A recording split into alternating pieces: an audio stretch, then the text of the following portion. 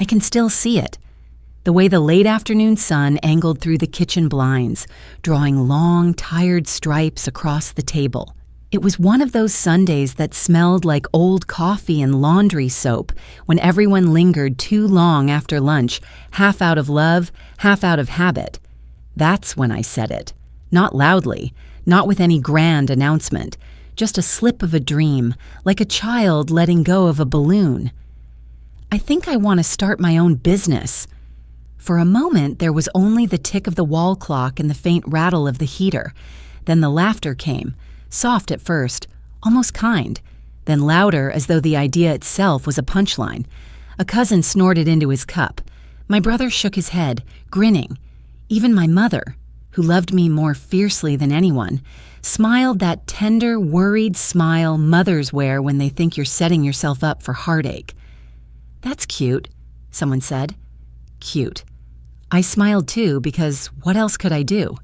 Inside, though, a small shame curled itself deep in my chest, like a cat finding a dark corner. Maybe they were right.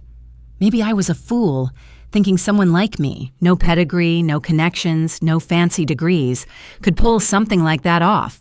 But some seeds, once planted, don't die just because the soil is rocky. Some grow in secret, down where the light doesn't reach. And so I kept quiet, and I kept dreaming. The idea wasn't born from ambition.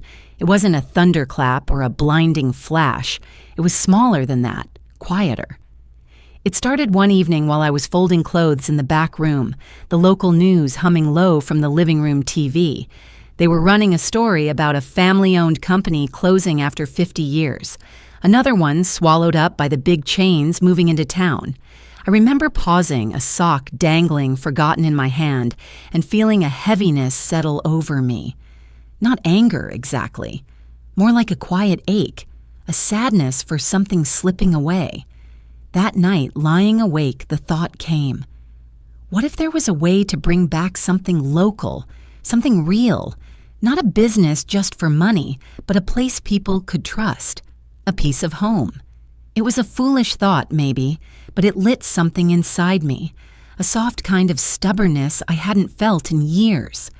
When I first shared it, I didn't expect applause. Still, the wave of disbelief was harder than I imagined. A neighbor told me, "You're too late. The world belongs to the big guys now." A friend I trusted laughed and said, "Dream smaller. It's safer." Even the bank manager, a man with tired eyes and a shiny tie, smiled with the patient weariness reserved for people he didn't expect to see again. And the worst part? I couldn't entirely blame them. The idea did sound silly when I said it out loud. I had no investors, no business background, barely enough savings to keep my beat-up car running. It felt, some nights, like trying to light a fire with wet matches. But every time I tried to let it go, to tuck the dream back into some forgotten drawer of my mind, it pulled at me. Small, persistent, like the whisper of a song you can't quite place, but can't forget either. I began writing things down, lists, sketches, little maps of how it might work. In a battered notebook I kept hidden under my bed.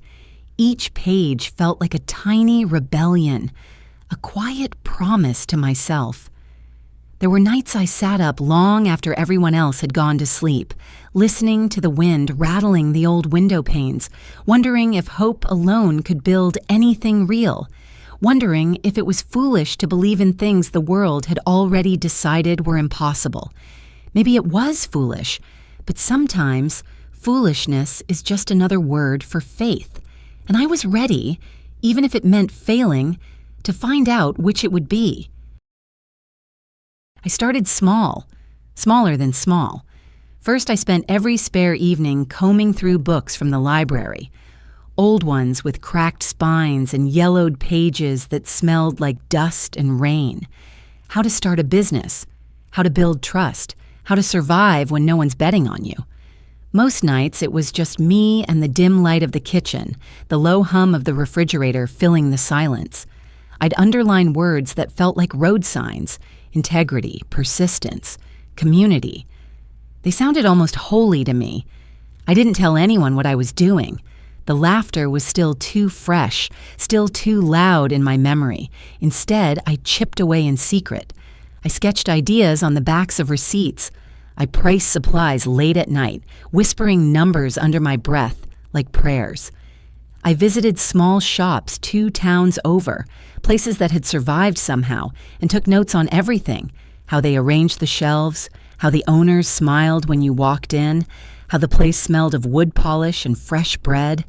And on Saturdays, after my shift at the hardware store, I'd drive around neighborhoods and look at empty storefronts. Most were sad things: cracked windows, rusted locks, faded "for lease" signs leaning in dusty corners. But somehow I didn't see failure. I saw possibilities. The first real step was renting a tiny space no bigger than a living room, tucked between a laundromat and an old barber shop. The paint was peeling, and the floor sagged a little near the back door. But the moment I held the keys in my hand, I felt something swell inside me. Not pride, not yet. Something quieter, a fragile, stubborn kind of hope. I stood there that first day, the bare walls echoing my footsteps, and whispered aloud, to the cracked plaster, to the dust motes floating in the sunbeams, "We're going to build something good here." And somehow, saying it out loud made it feel real. It didn't take long for the first real doubts to find me again. They came dressed as bills pinned under my door, unanswered emails, the aching silence after a full day with no customers. Some mornings, I would unlock the door, sweep the little shop until the floors shined, arrange the shelves just so, and wait, and wait, and wait. By noon, the sunlight would stretch long and thin across the floor, and I would still be alone with the hum of the flickering fluorescent lights. I remember sitting behind the counter once, listening to the second-hand clock ticking loud in the quiet, and wondering if I'd made the biggest mistake of my life. There were humiliations, too. A woman once walked in, took one look around, and said, half under her breath, "Well, this won't last long." She left before I could even offer her a smile. And then there were the rejections. Flyers I'd painstakingly designed were torn down from bulletin boards. Local ads I scraped together money to run brought in barely a trickle. Even the bank that had promised to work with local entrepreneurs politely declined my loan application, the letter stiff and formal, folded like a final verdict. Each setback chipped at the fragile hope I'd carried. Some nights, after locking up, I would sit in my old car, gripping the steering wheel until my knuckles whitened, the tears too stubborn to fall. But something in me, something I didn't yet understand, refused to let go. I began to shift my thinking. If one door slammed shut, maybe the path was through the window or through the back alley, or through a door I had to build with my own 2 hands. I started offering free samples, partnering with the barber next door, waving at strangers like we were old friends. Small things, quiet things. But day by day, they added up. Failure wasn't some grand moment of collapse like I'd feared. It was a slow erosion, one I could fight against, pebble by pebble, breath by breath.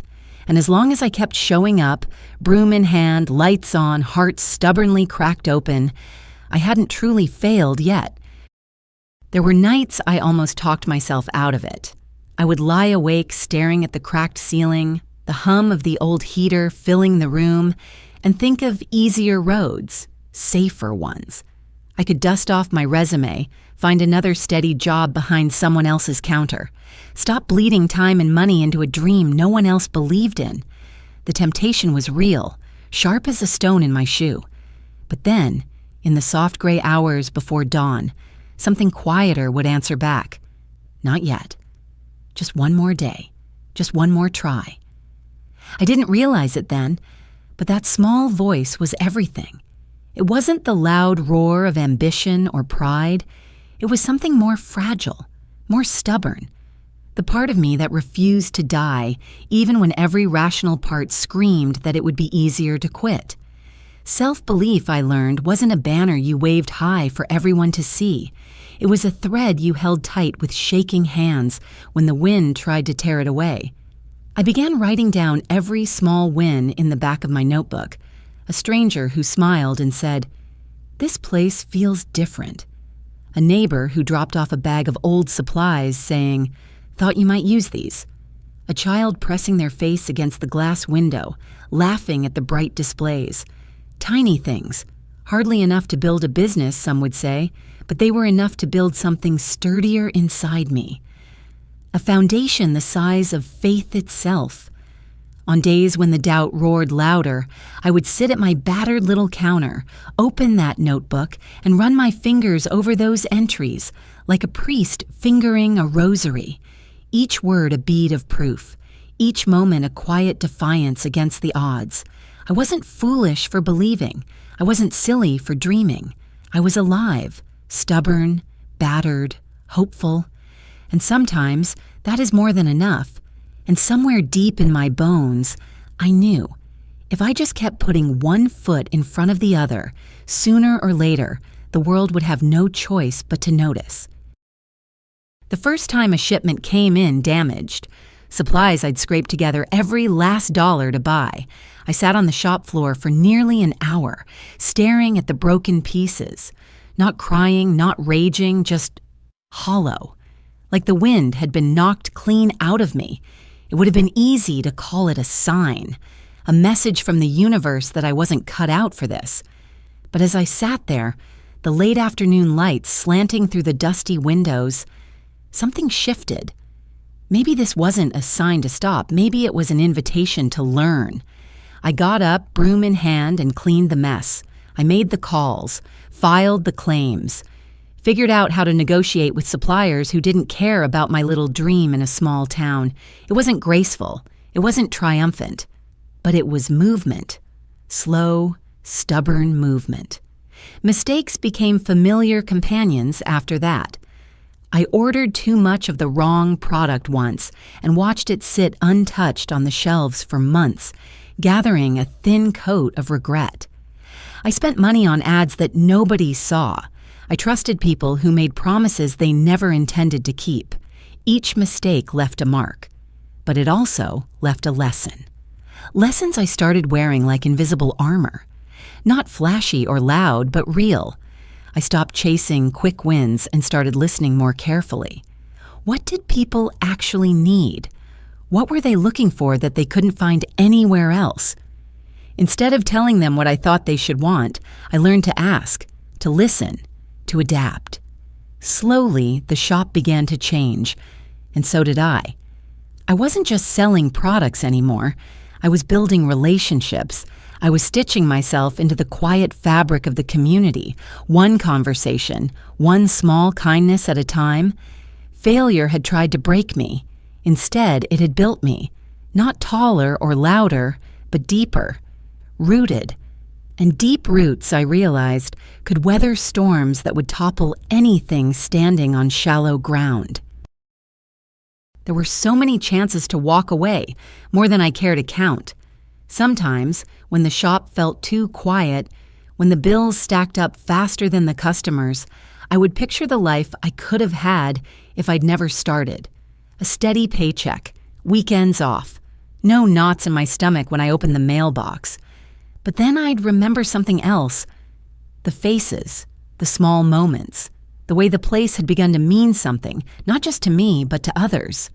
There was the young couple who stopped by every Saturday, picking out little gifts for each other with shy smiles. The retired teacher who said my shop reminded her of the old general store where she bought penny candy as a girl. The single mother who told me, voice-breaking, that she felt safe here, that it felt like home. These weren't big victories. You couldn't measure them in quarterly reports or balance sheets, but they mattered.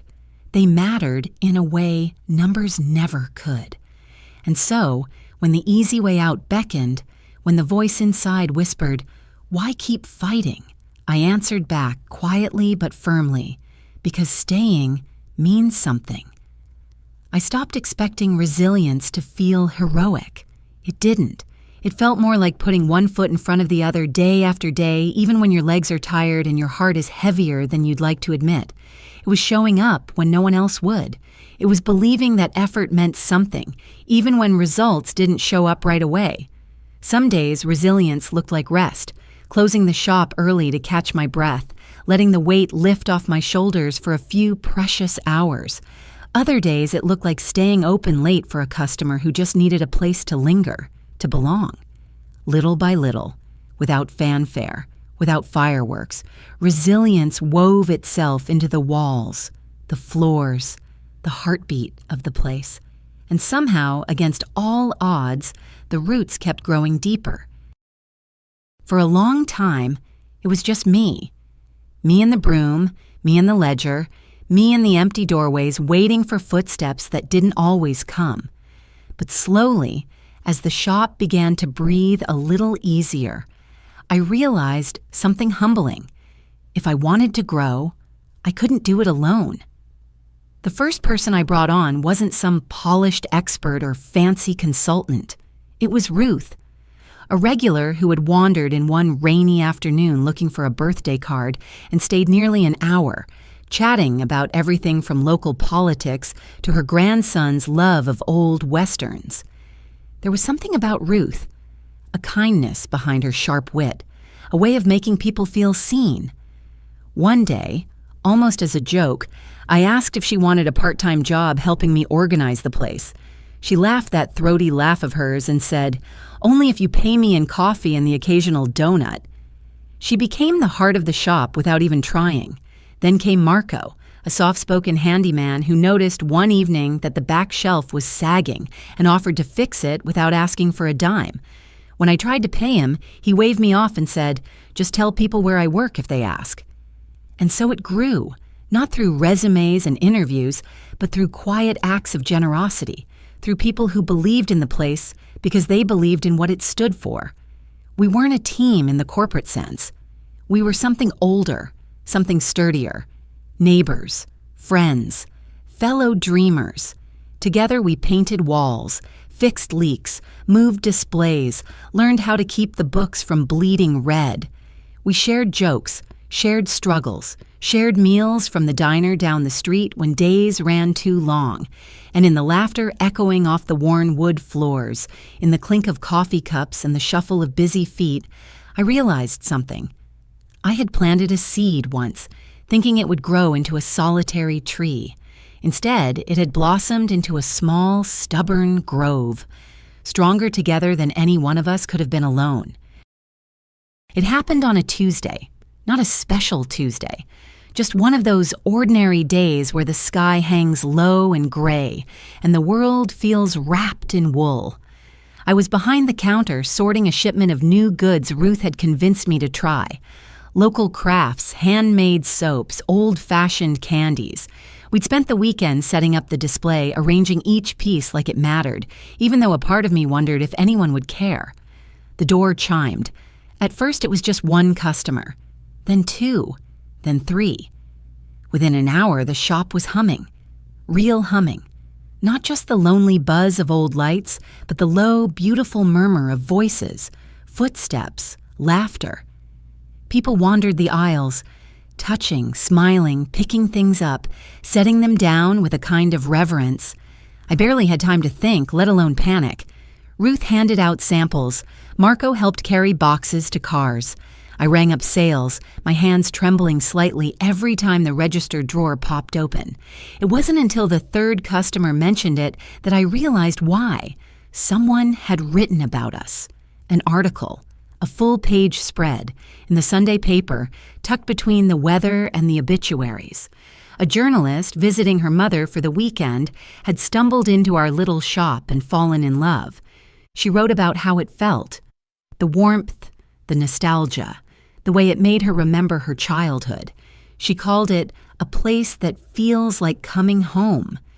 I hadn't even known she was there, hadn't tried to impress her. I had just been myself. We all had. Word spread faster than wildfire after that, not in some viral overnight sensation way, but steadily, Like rain soaking into dry ground. New faces appeared. Old ones returned with friends in tow. Orders doubled, then tripled. I even had to close early one day, not for lack of business, but because we'd completely sold out of half the store.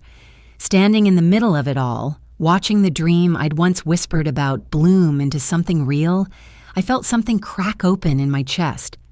Not pride exactly, not triumph, something softer, gratitude, a quiet awe for how stubborn hope, when tended to, could turn into something far bigger than I ever dared imagine.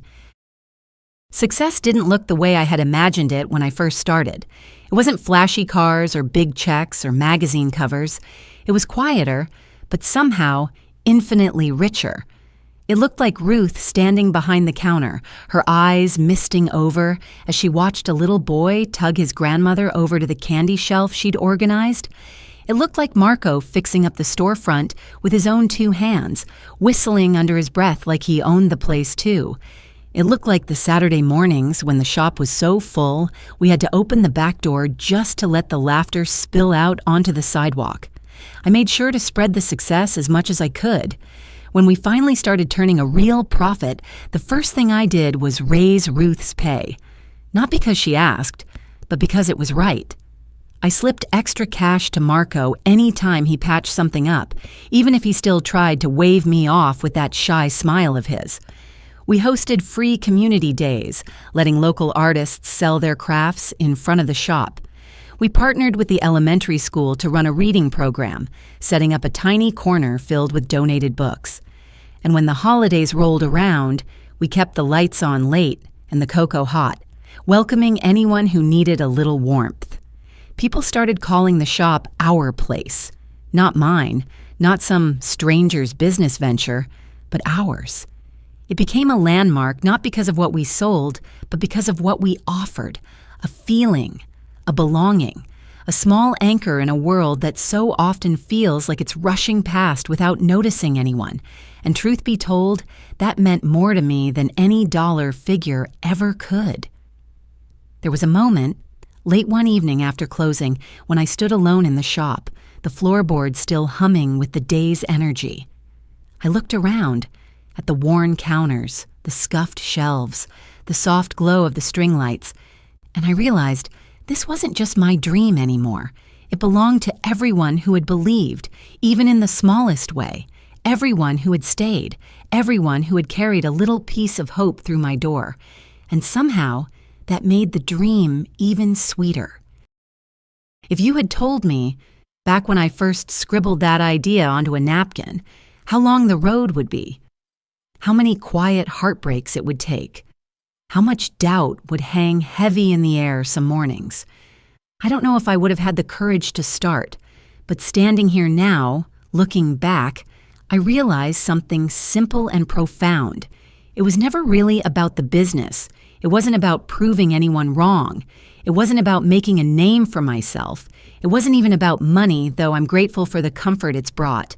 It was about becoming someone I could trust, someone who didn't crumble the first time the world said no, someone who could sit with failure without letting it define them, someone who could choose to stay soft in a world that often rewards the hard and the loud.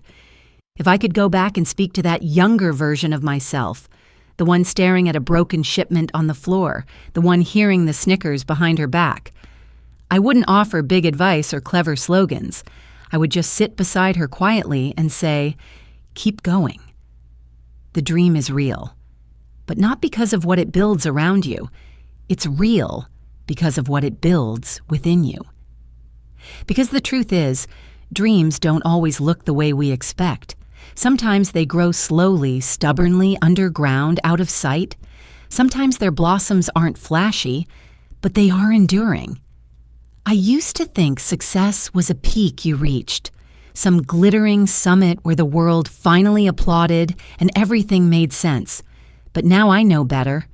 Success is quieter than that. It's a steady rhythm, a heartbeat. It's waking up each day willing to try again. It's finding peace not because the world says you've won, but because you know, deep down, you stayed true to the person you were becoming. And in that way, I realized I had already arrived, long before the profits, long before the recognition.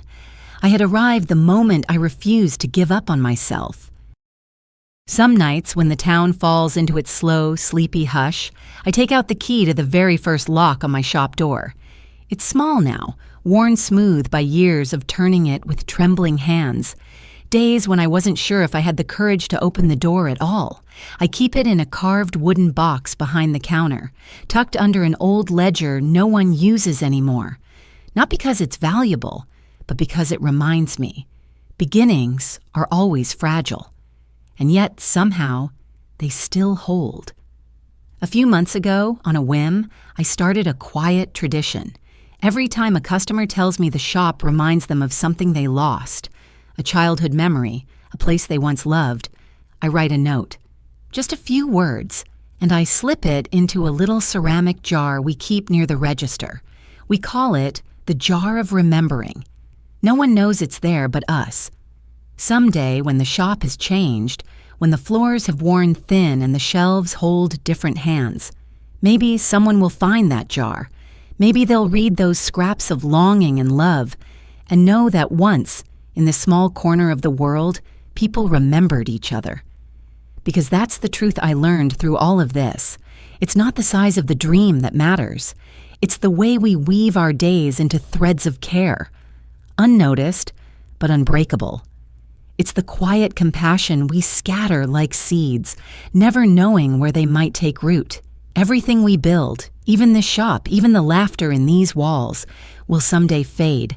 That's the nature of all things.